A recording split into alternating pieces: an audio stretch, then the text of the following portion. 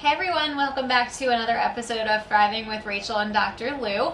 Last week we left off with, I think, a lot of discussion around changing the experience and, when we're projecting into the future, kind of how do you navigate that. And a couple questions that came off of that was more so from people who identified with it, but no people who don't identify with it. And so I kind of got asked, how do you explain it to other people? How do you support somebody when you don't really get it? So I wanted to go over a little bit of that today. I'm not sure if that's something, that brings anything up for you or... Well, it's interesting in that when people are struggling with anxiety or depression or any kind of problem, sometimes they want to talk about it with some people, but they're afraid, are they going to get it, right? That's a common fear that we all have, and we want to make sure that if you're a support, I don't push you away. But at the same time, if you're a support, then I don't want to bring you down either. So there's like a twofold issue is I don't want to be a burden on you, and I don't know if you're going to know what to say or how to help me. Yeah. Sometimes I don't even know what I need for help, so what am I going to say to my support? And I think that's a key piece, is trying to figure out, well, what do I want from them? Mm-hmm. And I think if we don't have that idea that what we want, oftentimes our supports will just kind of take the ball and run with it. And problem solve. And give you what they think you need. Right. When they don't really get it. And they don't get it, which complicates it. Because then if you're trying to give me what you think I need, but I don't know, and I am afraid to tell you because I don't want to push you away as my support, then I'm stuck. You're stuck. You don't know what to do. Yeah. And then I'm taking what you give me, and then I'm not doing it, and then you're getting mad at me for not doing it, and it's just this whole mess. A whole cycle. So I guess a key is trying to figure out, what do I want from my supports? Mm-hmm. Oftentimes I think what we all want is somebody to just listen and validate what we're saying. We don't, as supports, we don't necessarily have to agree with it.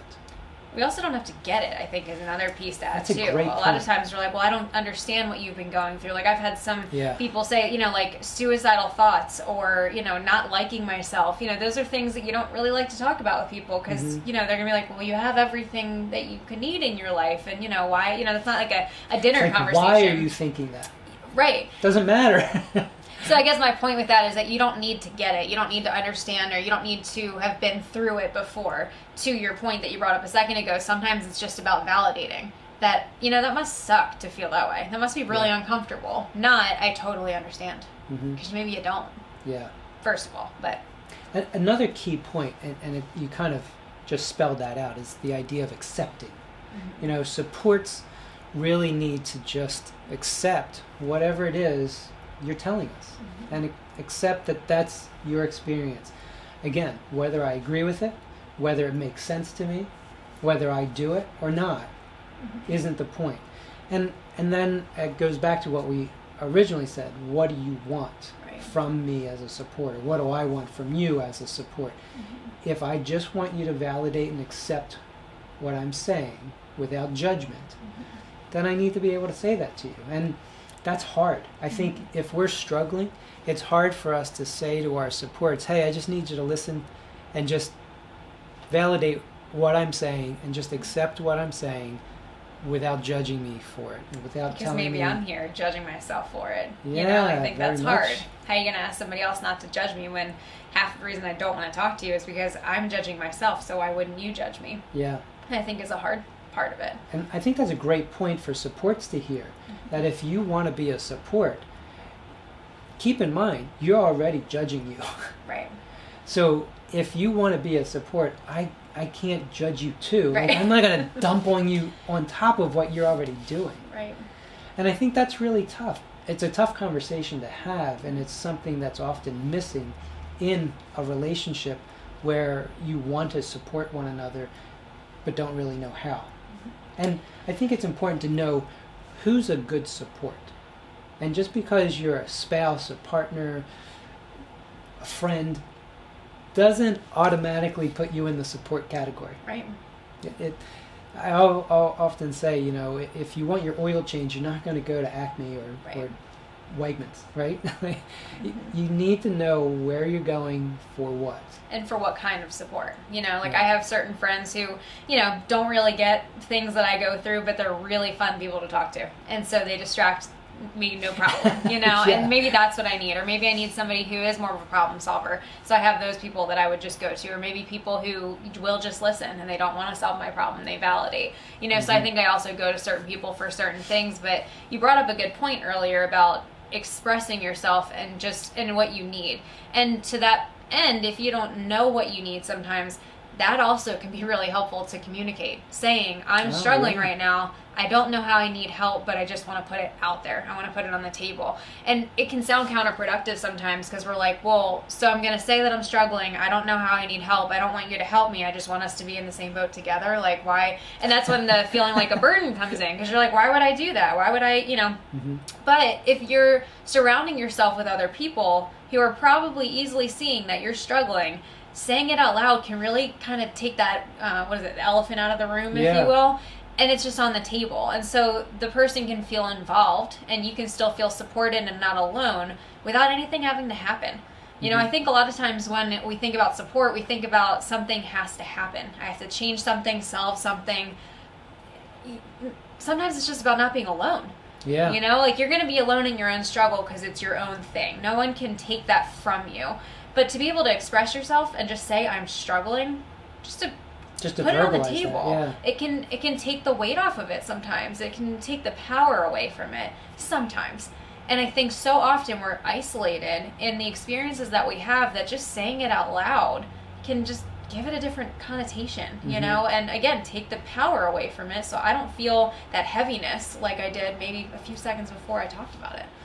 And I think we also have to recognize that our supports may really want to support us and not know how.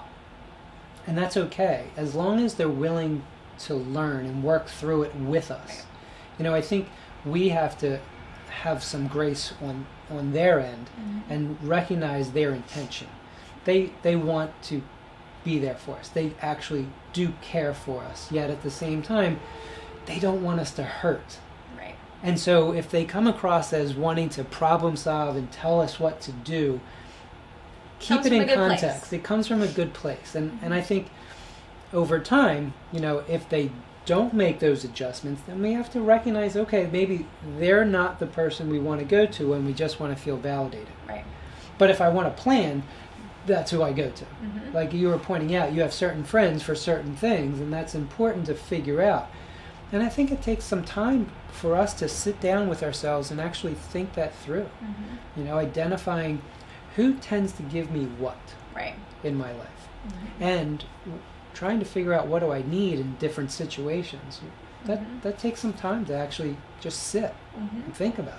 Yeah, I agree. And I was thinking as you were talking, this idea of, you know, the intention and execution might not match all the time and that it could be coming from a good place. And it made me think about the idea that, oh, I don't get what you're going through, which I think is true for a lot of people. But one thing that supports you could actually do is the discomfort that you feel watching your loved one struggle. Picture that discomfort for your loved one. So a lot of times we have good intention to support someone that we care about because we want them to feel better. But one thing to notice is a lot of times them not feeling okay makes me not feel okay. So a lot of the motive, even though it's not a selfish incentive, if you will, is we want ourselves to feel better by making them feel better. If you could sit with your discomfort the way that we're trying to challenge others to sit with their discomfort, it's a very surreal experience that you're going to go through. Yeah. And might be one we need to go through. Yeah, absolutely. And I think it's interesting, as if I'm struggling, I also need to keep that in mind, that if you're in my support, you might be struggling to support me because you're uncomfortable. And, you know, that's a lot for us to think about if we're already struggling, right? We don't want to make you feel, like, work to make you feel comfortable in order for you to help me feel comfortable, right? Yet at the same time, there's that give and take, and that's part of the relationship. And we need to, like, keep that in mind and maybe just put that out on the table. Like, I know you probably aren't real clear as to what I need because I'm not even clear. But can you just sit with me? Can you just recognize that I'm struggling and just be okay with it. And that's hard for me to say to you, right? And that might be hard for you to listen to and hear.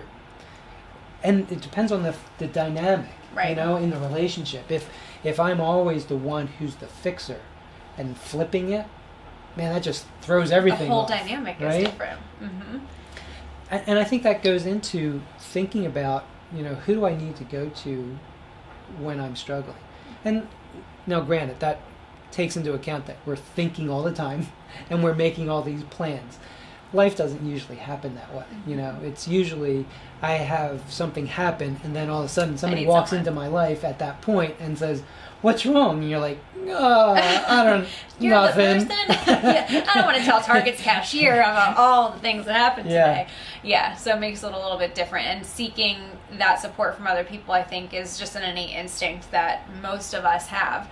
On the flip side of that, some of us also might just prefer to stay in our own bubble. And I get that feedback a lot from people too, is not only because I don't think you'll get it or because I don't want to be a burden, but I've convinced myself I like to stay isolated in this because I want it to be, it's my own problem. It's no one else's. And so one thing I want to reinforce is that this idea of having a dynamic of support doesn't mean that one person's the support and the other person's the one struggling. That's not the dynamic we're talking about. We're trying to open up a dialogue, open up communication among two people or more to just talk and to touch base with one another. I'm not going to talk about this particular topic because it might affect you in a certain way and I don't want to burn it. That's the path that isolates us. And the more that we convince ourselves that I prefer to be isolated. But what's the balance there? Because what you just talked about is often what goes through my head when I'm trying to decide if I'm going to go tell anybody anything, right?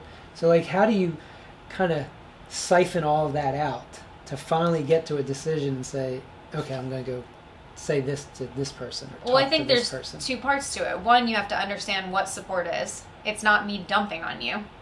It's me asking for help or being in it with someone else. They're not taking it on. So that's important to understand that support person has that same perspective too. Because if I'm going to somebody who believes that I'm just dumping on them, I don't know if they're a good support. So you have to set up the expectation. Yeah. For sure. So I think that's a big part of it because that's one thing that would keep me from talking to someone is if I know that they'll take it on and I know that they're going to try to fix it. So again, is that the right support person, best support person? Or do I have to set it up differently, right? Because that could be the experience for a lot of people. Secondly is, to your point earlier, what do I need? And expressing it up front. Hey, can you just listen while I vent? Are you in a good space to just listen to me real quick? Hey, can you help me problem solve this real quick? There's so many things to figure out with all of that. And I know we're running out of time today, but the idea that understanding who the best support is for this situation versus that situation, understanding their perception of me if I'm talking to them, rather, do they see me as dumping or not? Right. Recognizing that if that's okay to go talk to that person. The other thing is, in some relationships, there's almost the expectation, well, you need to come tell me about those things. I want to be there for you, so you need to tell me this stuff. Right. But if I'm not feeling it, how do I navigate that? Maybe those are some things that we can explore next time and talk a little bit more and kind of tease out a little bit more. But I guess key points to wrap up on, at least today, is know your supports. Who are they? Make sure you're identifying them. 2, what do you need from supports? And 3, learn to express the need to that person. Kind of know ahead of time, even if that means you don't know what you need. Just expressing that to another person can make you feel less isolated in whatever your struggle is and help just put it on the table to take the power away from it. Maybe practice it. Say it out loud, write it in a journal. Just could be helpful. Get it out. Yeah. Practice makes perfect, right? We're almost. Well, almost. Yeah, we'll revisit that at some point. But all right, well, we'll see you guys next week. Have a good week.